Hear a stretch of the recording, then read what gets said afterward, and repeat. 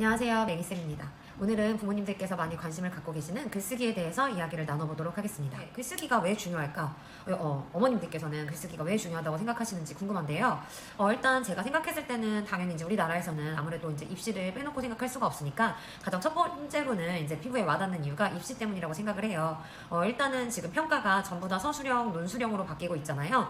심지어 이제 초등학교에서도 서 논술형 평가가 이제 앞으로 이제 중심으로 자리 잡을 것 같습니다. 그래서 지금도 서 논술형 평가와 관련된 연수가 되게 많이 이제 나오고 있고, 서 논술형 평가를 어떻게 해야 되는지 이제 그런 거에 대해서 알려주는 그런 자료집도 되게 많습니다. 그래서 앞으로는 정말 이제 서술형, 논술형 평가가 주가 될 것 같고요. 초등학교는 물론, 그리고 이제 중고등학교에서도 이제 입시랑 직결이 되는 부분이죠. 거기서도 이제 앞으로는 이렇게 객관식으로 친구들을 평가하는 것보다는 이제 논술형 그리고 서술형 문제를 통해서 이 친구가 얼마나 깊이 이해를 하는지 이제 이렇게 해서 평가에서는 이제 주된 방법이 될 것 같고, 그리고 이제 대학에 들어갈 때도 이런 서논술형 평가가 이제 중요시 되는 것뿐만 아니라 또 우리가 수시를 준비할 때는 수행평가도 간과할 수가 없잖아요. 근데 이제 중고등학교에서 이루어지는 그런 수행평가 역시 이제 전부 다 글을 쓰는 형식으로 이제 되어 있기 때문에 글쓰기가 되게 중요하구나라고 생각을 하실 수 있을 것 같아요.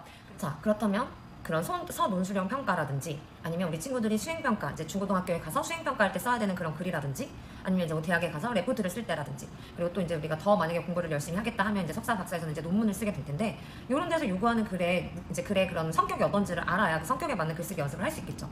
그런데 지금 말씀드린 이런 글은 문학적 글쓰기라기보다는 학문적 글쓰기와 더 가깝다라는 생각이 듭니다.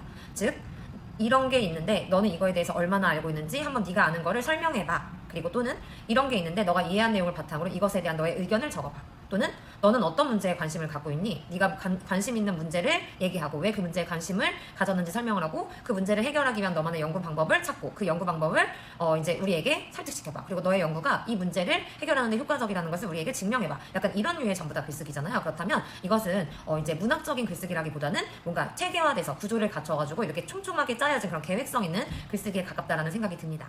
그런데 이제 물론 일기쓰기, 그리고 뭐 이제 짧은 문장 이렇게 계속 연습하기, 그리고 뭐 주제 글쓰기, 그리고 또 독서 감상문, 이런 것들이 당연히 글쓰기를 연습시키는데 좋지 않다라는 건 아니지만, 제가 느끼기에 조금 더 이제 이왕이면 가성비 좋은 방법을 딱 찾아야 들인 노력에 비해서 딱 정확하게 목표하는 바를 이렇게 쫙 이렇게 올릴 수가 있으니까 이왕이면 효율적인 방법을 찾는 건데요. 저는 이러한 뭐 서논술형 평가, 그리고 이제 수행 평가를 위한 글쓰기, 그리고 이제 뭔가 대학 레포트를 위한 글쓰기, 또는 대학에 입시할 때 그런 논술형 평가를 보잖아요.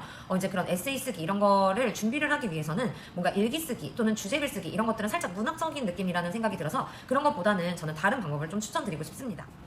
네, 제가 그동안 아이들을 지도하고 또 저 역시 이제 계속 지금도 공부를 하는 사람으로서 가장 효과적인 방법이었던 거, 그리고 정말 추천드리고 싶은 건요, 바로 배운 공책을 쓰는 것입니다.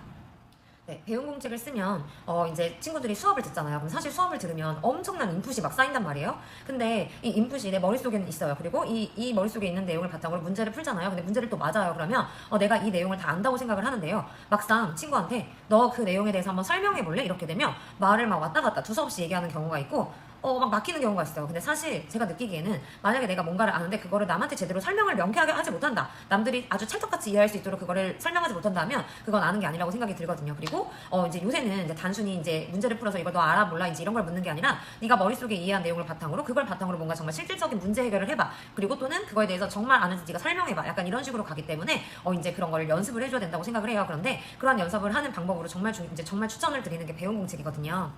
자, 왜 배운 공책이 머릿속에 들어있는지 인풋이 되게 많은데 이거를 정리하는 데 도움이 된다고 이제 제가 말씀을 드렸는지 예시를 하나 들어볼 건데요.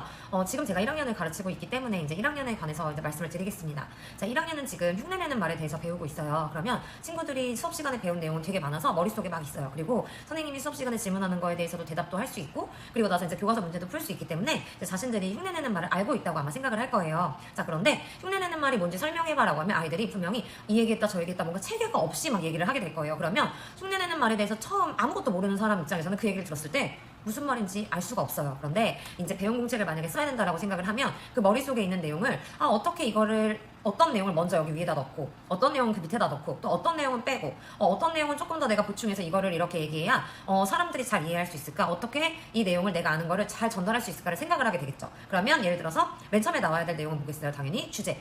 저는 오늘 흉내내는 말에 대해서 설명을 하겠습니다. 이제 딱 얘기가 나와야 되고, 그 다음에 일단 나와야 되는 게 흉내내는 말이 과연 무엇이냐. 그래서 흉내내는 말은 소리와 모양을 나타내는 말입니다. 근데 이것도 좀 와닿지가 않잖아요. 처음 듣는 사람은 어려울 수가 있어요. 그렇기 때문에 소리를 나타내는 흉내내는 말에는 뭐 쨍그랑, 그리고 뭐 아삭아삭, 그리고 뭐 바삭바삭, 부스럭 이런 소리가 있습니다.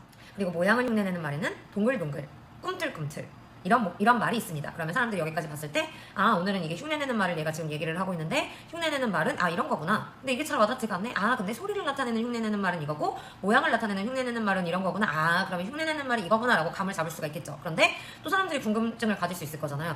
근데 그 흉내내는 말을 사용하면 뭐가 좋은데? 그럼 이제 마지막에 흉내내는 말을 사용하면 좋은 점은 더 실감나게 표현할 수 있고 더 재미있게 표현할 수 있고 그리고 더 이해를 잘 시킬 수 있습니다. 그러면 사람들이 왜 흉내내는 말이 왜 그래? 이제 그럼 또 예시를 들어줄 수 있겠죠. 예를 들어서 피가 난다라는 표현이 있고 피가 철철 난다라는 표현이 있을 때 먼저 피가 난다라고만 그냥 얘기하면 피가 조금 났는지 많이 났는지 알 수가 없습니다. 그러나 피가 철철 났다라고 얘기를 하면 피가 많이 났다라고 사람들이 잘 이해할 수 있기 때문에 이해하기가 쉽습니다.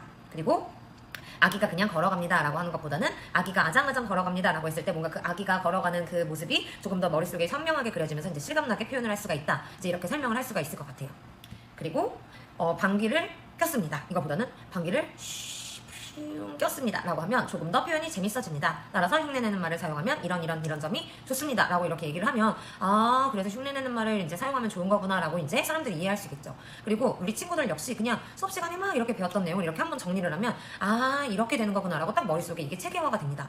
그러면 이렇게 이제 생각이 정리가 됐고 그것을 이제 만약에 배운 공책을 적는다면 사람들이 딱 읽었을 때도 아 얘는 흉내내는 말을 잘 이해하고 있고 또 뭔가 글쓰기 과제가 주어졌을 때 얘는 충분히 이 흉내내는 말을 이용해서 뭔가 조금 더 글을 풍성하게 쓸 수 있는 친구구나 라는 거를 이제 보는 사람들도 이해를 할 수가 있겠죠. 그래서 배운 공책을 이제 쓰는 이유는 먼저 이렇게 머릿속에 떠다니는 생각을 이 떠다니는 거를 그냥 안다고 생각하지만 글로 쓰는 건 굉장히 어려운 작업인데 그것들을 어떤 거를 어디다 놓고 어떤 거를 여기다 놓고 이렇게 해서 어떻게 배치해서 이거를 쓸지 일단 구조적으로 딱 이제 체계적으로 딱 정리하는 연습을 할 수가 있고 그 연습된 내용을 바탕으로 글로 쓰면서 이렇게 학문적 글쓰기를 잘 할 수 있는 그런 이제 능력을 길러줄 수 있기 때문에 저는 배운 공책을 아주 강력하게 추천드리는 바입니다. 그런데 이제 이거를 고학년들이랑 하면 고학년들은 되게 잘해요. 이런 것들을 조금 훈련시켜주면 우리 고학년 친구들은 제가 그동안 해본 바 배운 공책을 제가 생각했던 거 이상으로 정말 잘 쓰거든요. 근데 저학년 친구들에게는 교과서 몇 쪽부터 몇 쪽까지 배운 내용을 이제 남들한테 설명하듯이 한번 이렇게 적어봐라고 하면 일단 체계화하는 것부터 너무 많이 막힐 것 같아요. 그래서 저는 저학년에게는 그렇게 막 처음부터 맨땅에 헤딩하듯이 친구가 다 적는 방법은 추천하지 않고 저 같은 경우는 저희 반 친구들을 위해서 이제 활동지를 만들었어요. 그래서 배움 활동지를 이렇게 보시면 첫 번째 오늘의 주제 그리고 흉내내는 말. 그럼 흉내내는 말은 무엇인지 쓰세요. 흉내내는 말에는 소리와 모양이 있는데 소리를 나타내는 흉내내는 말은 무엇이고 모양을 나타내는 흉내내는 말은 무엇인지 쓰세요. 그리고 흉내내는 말을 사용하면 좋은 점을 쓰세요. 이렇게 제가 딱딱딱딱 체계를 잡아줬어요. 그래서 체계를 잡아주는 이유는 친구들이 그렇게 쓰면서 내가 아는 내용을 요런 순서로 정리해서 이렇게 얘기하니까 깔끔하구나 이제 이런 것들을 조금 이렇게 배울 수 있도록 이제 하는 기회를 주는 건데요. 저의 궁극적인 목적은 우리 친구들한테도 이제 나중에 해보고 싶은 건데 제가 이렇게 아예 체계화를 해주지 않아도 그냥 몇 쪽부터 몇 쪽까지 배운 공책을 써라고 했을 때 본인들이 체계를 잡아서 쓸 수 있는 그리고 궁극적으로 제가 원하는 거는 1학년한테는 어려울 것 같지만 그래도 그 정도가 됐으면 좋겠다라는 생각을 제가 갖고 있고요. 그래서 제 블로그에 보시면 이제 제가 아직은 흉내내는 말만 올려놨지만 앞으로도 이제 좀 머릿속에 생각을 정리하고 이제 그거를 이렇게 소화하는 게 필요하다라고 생각되는 부분은 이제 교과서 페이지를 이렇게 적어서 활동지를 계속 업로드할 예정이에요. 그래서 자녀분들에게 이제 1학년 지금 이렇게 자녀를 둔 부모님께서는 그걸 출력하셔가지고 이제 친구들이 이렇게 답을 쓰는 걸 보시면서 이 친구들이 수업 시간에 잘 했는지 이제 그것도 확인을 해보시고 그리고 나서 이제 꼭 아이들과 얘기를 해보셔야 될 부분은 선생님은 이거를 이런 식으로 순서를 했구나. 그래서 앞으로도 너가 뭔가를 배우면 먼저는 주제에 대해서 얘기를 해주고 그 주제와 관련된 뜻을 얘기해주고 그 이제 뜻을 조금 더 설명할 수 있는 내용을 알려주고 또 그걸 했을 때 뭐 좋은 점이라든지 혹은 이걸 했을 때 조금 뭐 문제가 뭐 예상되는 점 이런 식으로 내용을 구성을 하는구나 해서 어떻게 체계화를 했는지 그 체계화하는 그 방법도 이제 아이와 꼭 이제 얘기를 해서 그 방법도 이해할 수 있도록 해주시면 좋을 것 같습니다.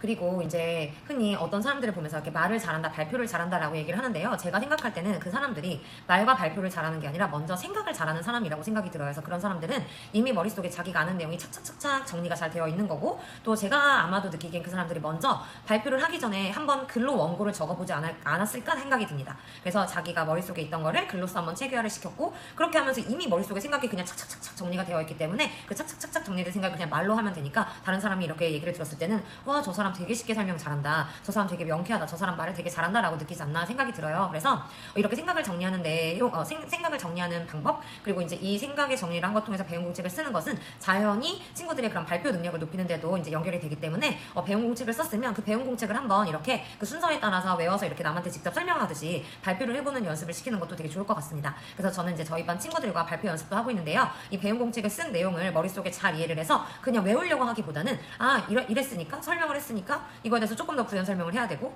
부연 설명을 해서 이제 사람들이 이해했다면 이게 왜 좋은지도 알려줘야 되지 않을까? 이렇게 해서 좀 머릿속에서 생각을 하면서 이렇게 착착착착 생각을 끄집어낼 수 있는 그런 연습을 하고 있는데요. 친구들이 발표를 정말 잘해요. 그래서 이런 것도 연습을 만약에 이제 계속 한다면 이제 후에 갔을 때도 다른 친구들보다는 그래도 생각을 잘 정리해서 이제 발표를 할 수 있지 않을까 생각이 듭니다.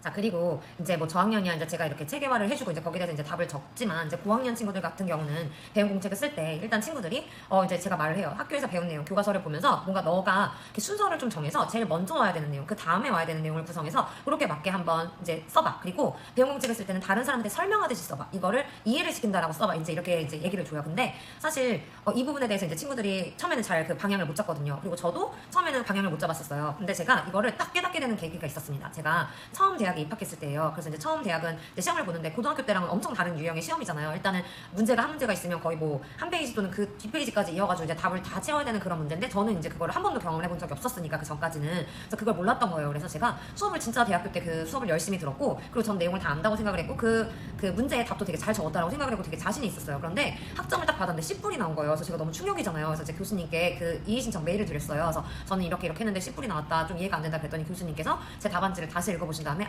보니까 이해는 잘하고 있는 것 같다. 그런데 답안을 쓰는 그 방법을 모르는 것 같다. 그래서 대학교에서 이렇게 답안을 쓸 때에는 이 내용에 대해서 배경 지식이 없는 아무것도 모른다는 사람한테 하나하나씩 다 설명해 준다는 생각으로 그렇게 글을 써야 된다라고 말씀을 하시더라고요. 그래서 저도 친구들한테 얘기를 할 때 이거를 너가 4학년 친구, 아무것도 모르는 4학년 친구한테 너가 지금 알고 있는 거를 되게 다 설명한다라고 생각하고 최대한 그렇게 좀 이해하기 쉽게 한번 내용을 써봐라고 이제 얘기를 해요. 그랬더니 친구들이 되게 자세하게 쓰더라고요. 그래서 요거를 그러면 이 내용을 전혀 모르는 사람이 봤을 때 이해할 수 있을까? 딱 보면은 왠지 이해를 할 수 있을 정도가 되는 거예요. 그래서 그런 느낌으로 이제 쓰면은 좋은 글쓰기를 할 수가 있습니다. 이 친구들은 이제 자기가 아는 거를 남한테 설명한다는 식으로 자신의 언어로 다 이렇게 썼어요. 교과서를 보고 그걸 그대로 베끼면 안 돼요. 또 이 친구들이 배운 공책을 쓸 때 또 제일 잘못하는 친구들은요, 교과서를 펼쳐놓고 뭐뭐란 이것이다 이렇게 해서 교과서 문장을 그냥 그대로 옮겨 적는 친구가 있어요. 근데 이거는 자기가 소화한 말이 아니잖아요. 그러니까 교과서는 그냥 치워두고 이제 한번 물론 이렇게 보면서 내용을 상기할 수는 있겠죠. 그렇지만 그게 아니라 머릿속에 있는 걸 정말 자신의 언어로 풀어 쓰는 게 되게 중요해서, 네, 제가 이렇게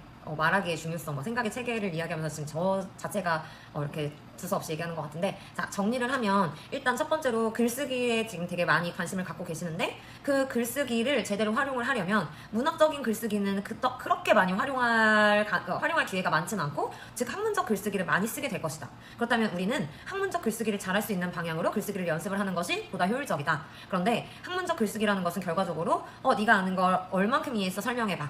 너가 아는 걸 바탕으로 이거에 대해서 너의 의견을 말해봐. 또는 너가 가진 문제의식을 너만의 연구 방법을 찾고, 그리고 그 해결을 해봐. 그리고 그게 정말 너가 연구해서 해결한 게 효과가 있다는 걸 우리한테 설명해봐. 이런 내용이란 말이죠. 그래서 그런 내용을 잘 쓰기 위해서는 이제 여러 가지 글쓰기 방법이 있겠지만, 저는 무엇보다 배운 공책이 되게 도움이 많이 된다고 생각을 한다. 이제 그게 저의 첫 번째 메시지고요. 그렇다면 배운 공책을 어떻게 쓰는 것이 중요하냐? 일단은 머릿속에 있는, 수업 시간에 배웠던 내용을 머릿속에 있는 걸 조금 정리를 할 필요가 있고, 그리고 만약에 기억이 나지 않는 부분이 있을 수 있으니까 일단 교과서를 보면서 한번 읽어보자. 그러면 머릿속에 뭐가 생각이 막 떠다닐 거예요. 그런데 배운 공책을 쓰려면 여기 떠다니는 걸 여기 쓰고 여기 떠다니는 걸 막 쓰면 내용이 이해할 수가 없습니다. 그렇기 때문에 고민을 해야 돼요. 이거를 내가 이해한 바를 어떻게 하면 잘 설명할 수 있을까? 여기에는 이 내용이 먼저 오는 게 좋겠네? 여기는 이 내용, 여기는 이 내용이 먼저 오는 게 좋겠네? 이렇게 구성을 할 수 있어야 된다. 그것이 이제 생각을 정리하고 생각을 체계화 한다는 뜻이 되겠죠. 이렇게 생각의 체계화를 하고 그 체계화된 내용을 바탕으로 이제 쓴다.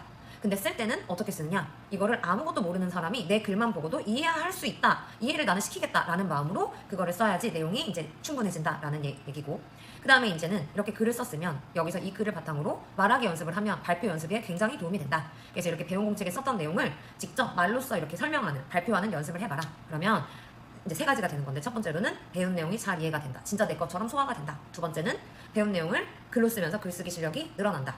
근데 이 글 쓴 내용을 발표까지 해본다. 그러면 내 발표 스킬도 같이 올라간다. 근데 이 세 가지를 하면서 배운 내용을 계속해서 곱씹어 보는 거잖아요. 그래서 결과적으로는 배운 내용이 또다시 강화가 된다. 그러면 이렇게 배운 내용이 되게 강화가 되면 이 내용에 대해서 엄청 잘 알고 있는 거잖아요. 그러면 이거에 대해서 뭔가 의견을 말하라는 그런 얘기를 들었을 때도 내가 정말 잘 이해하고 있기 때문에 대충 이해하고 있는 친구들에 비해서 더 깊이 있는 나의 주장을 할 수 있게 되고, 더 깊이 있는 나만의 통찰력이 담긴 그런 글까지 쓸 수 있다. 그래서 이런 선순환이 이루어진다. 그렇기 때문에 저는 배운 공책을 꼭 쓰라고 이제 얘기를 하고 싶고, 고학년의 경우에는 그냥 이 내용을 다 따라가도 좋지만 저학년에게는 어렵다.